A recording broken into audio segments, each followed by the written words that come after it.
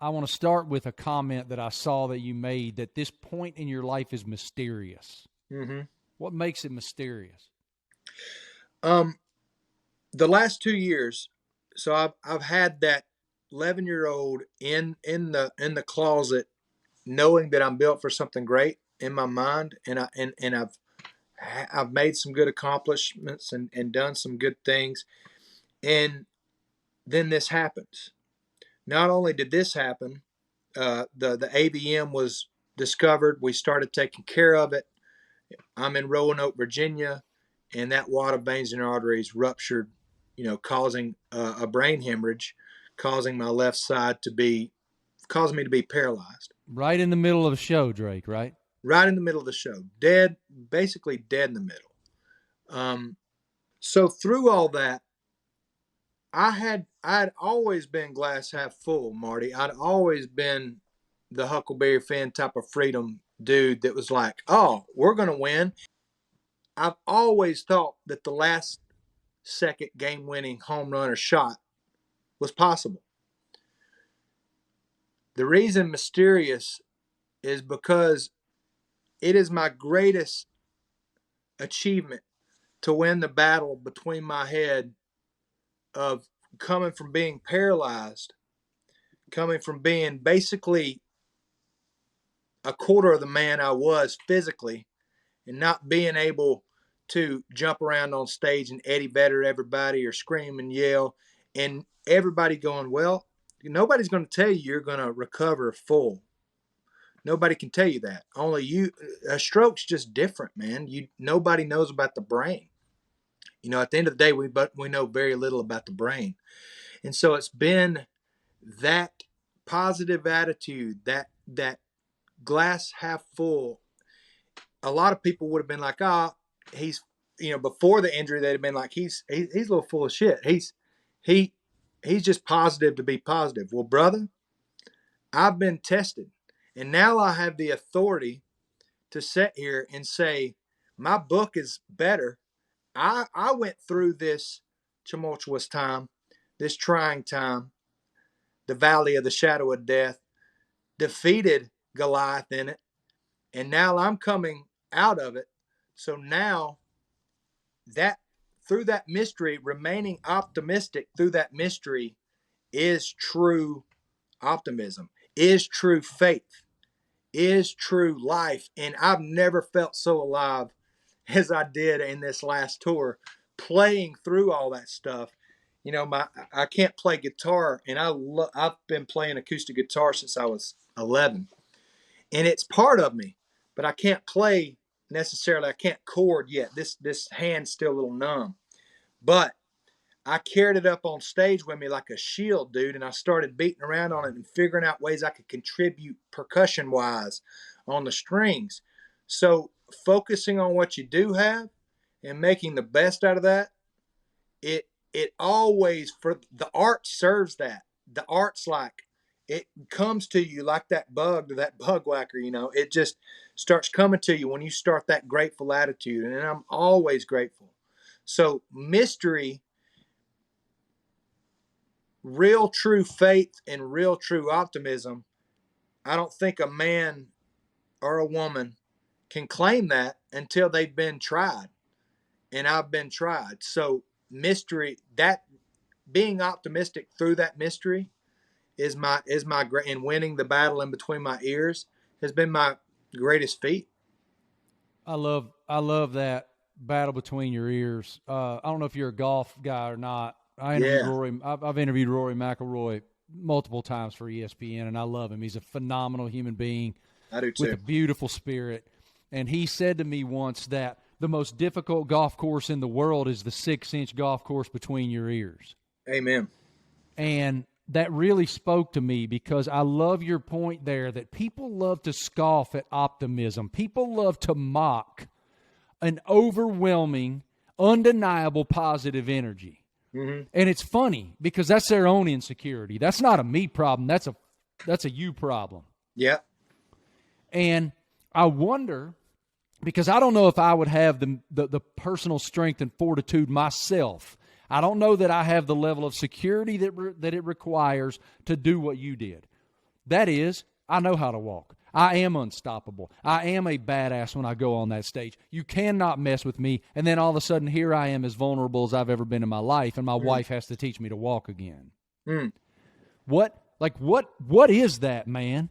Like, what does that do to a man?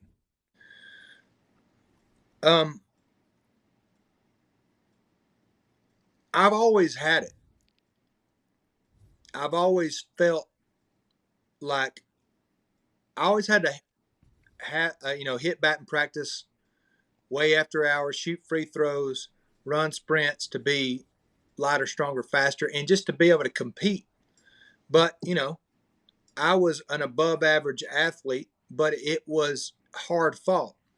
Music, with going through the record deals, going through the music, going through the records, and it being hard, it's always been tough. I've always thought that, like, if you put me on a treadmill or if you put a stack of wood out there and said, cut up all this wood, I've always thought that I could do it and I would win. I have that type D personality, if that rings a bell to you. Like, I'm a Baby. very D driven on the disc test, like, and I love putting people together. So what is that? I think it's a combination of just genetics and really my faith, the people that proximity, the people that I choose to be around the most. I'm getting really good at it. If it ain't a hell yeah, it's a hell no. Does that make sense? Makes perfect sense. So if somebody asks you to go hey man, why don't you come play golf? Which I love golf, by the way, and I haven't got to play much since the injury, but I do love it. If somebody asks you to come play golf and you're like, man, if I go hang out for 5 hours with him or her, what's my spirit going to be like coming back into the house, to the casa with my wife? If it ain't better, it's a hell no, bro.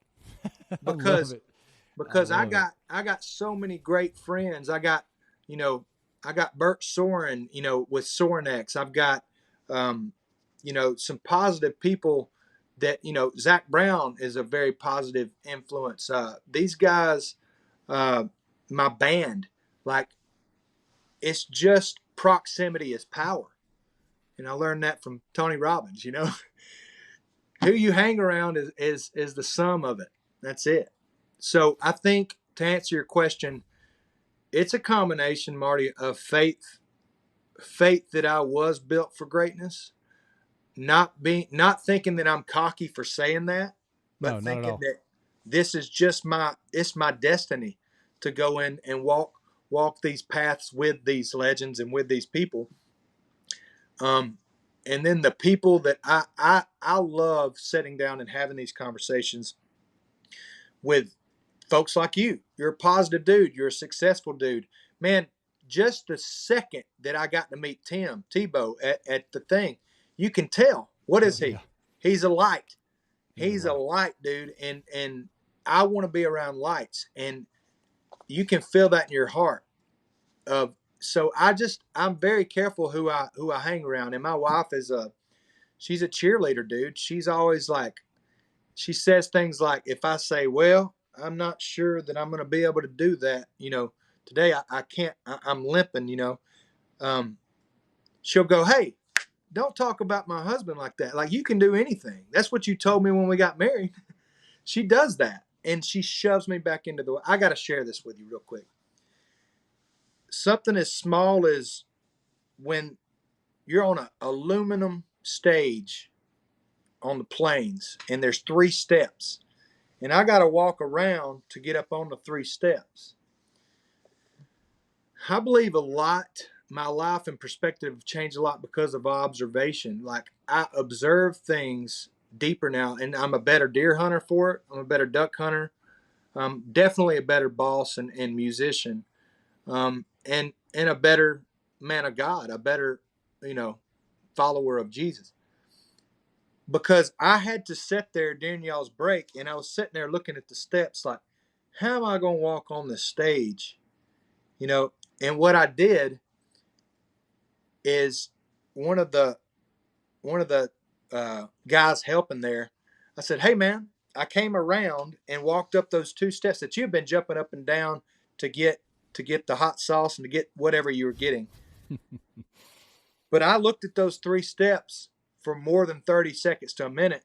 And about that time, I just said, "God, make it easy." Well, right when I walked around, one of the associate producers walked around and I said, "Hey, bro, how you doing?" And I reached out to shake his hand and he grabbed my hand and I just used his hand and walked right up on stage. Bam, I'm there. I know that's a little thing, but my whole life has shifted and it's given people an opportunity to help. And now I'm producing folks that God said, "Do for them what you want done for you, and I'll bless you tenfold."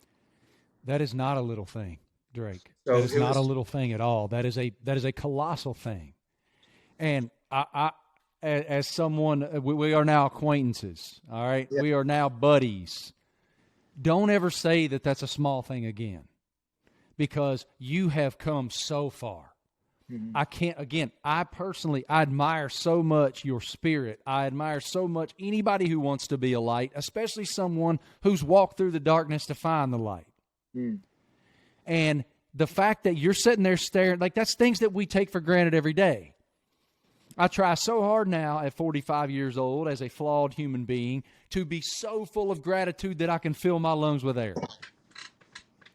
And as someone who just jumps up the stairs, I don't have that perspective. And you just offered me and everybody listening that perspective. Like, what I want to do today is I want to go kick these 2 stairs ass so I can go up there and I can spread my message on this television program or at this show or in this fellowship with these folks.